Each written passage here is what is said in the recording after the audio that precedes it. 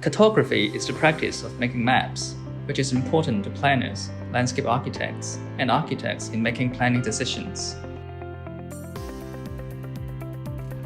A map is a spatial information system containing data about objects or phenomena in their correct relationship to one another. To us, maps visualize and conceptualize patterns and processes that operate through space. However, a map is not natural or objective. It is an abstraction of reality in a static situation.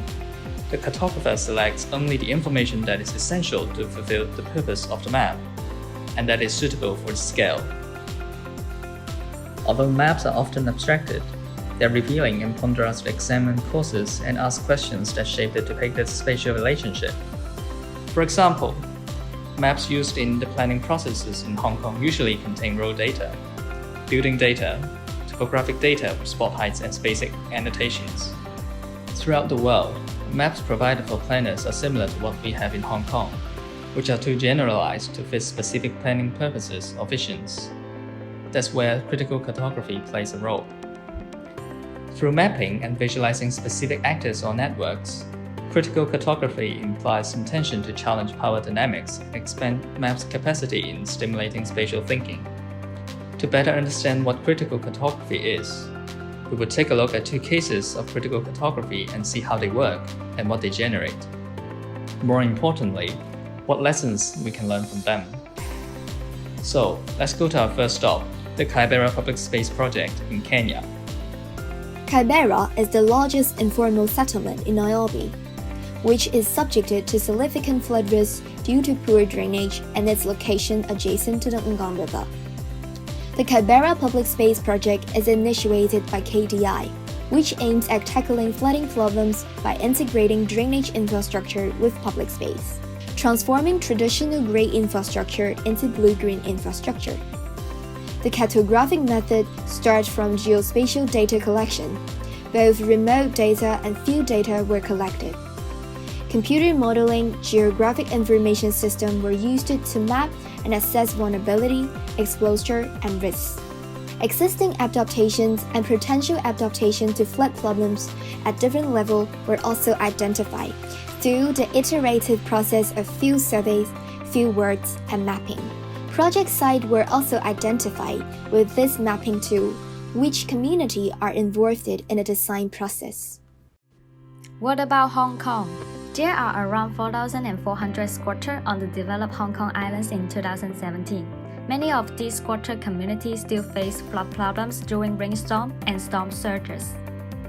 Autonomous adaptations such as sandbags, flood walls, and wise foundations could be observed.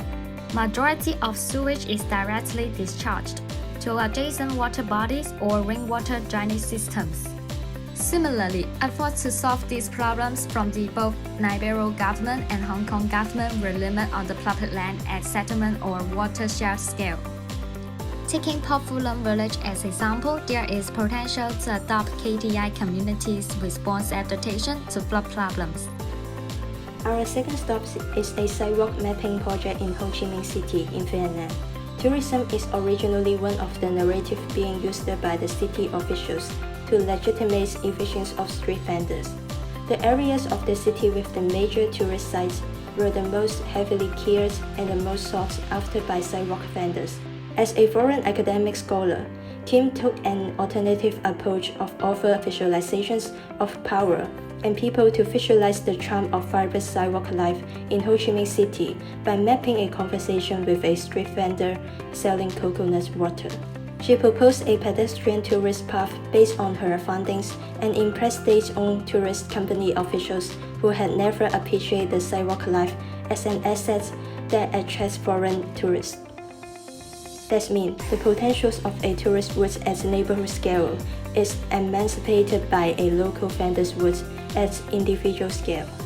In comparing Kim's non-participatory with KDI's participatory approach, they identify themselves differently and collect spatial data at different scales. Different tools were used to visualize specific actors and networks. Both were able to simulate spatial thinking and planning beyond the capacity of existing maps. What about Hong Kong? For the Hong Kong Island Coastal Trail, A competition was held by Designing Hong Kong, inviting the general public to share their Hong Kong Island Coastal Trail stories and experience through multimedia. This is a process of participatory cartography, which is open to everyone.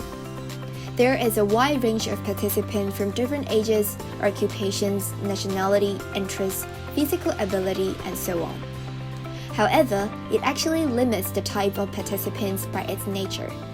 They are all under the categories of tourist and hiker. Consequently, we may overlook some important stakeholders and users along the trail, leading to habitual blindness. So, how could we avoid or minimize habitual blindness in critical cartography?